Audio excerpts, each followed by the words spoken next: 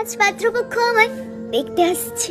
মা সকাল থেকে বারবার বলছে মুখে ফেস প্যাক লাগা, হলুদ বেটে লাগা। বাবা বলে দিয়েছে আগের 13টা পাত্র হাতছাড়া হয়েছে গায়ের রঙের কারণে, এই পাত্র যেন হাতছাড়া না হয়। মা সুন্দর শাড়ি গয়না সব এনে দিল। পাত্রপক্ষ আমার বাড়িতে এসে গেছে, আমি তৈরি হচ্ছি তাদের সামনে যাওয়ার জন্য। শুনতে পাচ্ছি বাবা বলছে এরা আমার সব ভালো, শুধু গায়ের রংটা যা একটু কালো। আমাকে দেখেই পাত্র বলল, আচ্ছা আমাকে পছন্দ তোমার?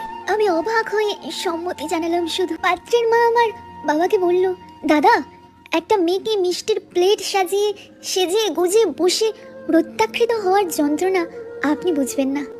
যদি মনে হয় বিয়েটা হওয়ার সম্ভাবনা আছে তবেই পাত্র দেখতে আসুন, না হলে শুধু শুধু একটা মেয়েকে অনেক অপমান সহ্য করতে হবে আপনার থেকে প্রত্যাখ্যিত হওয়ার কারণে।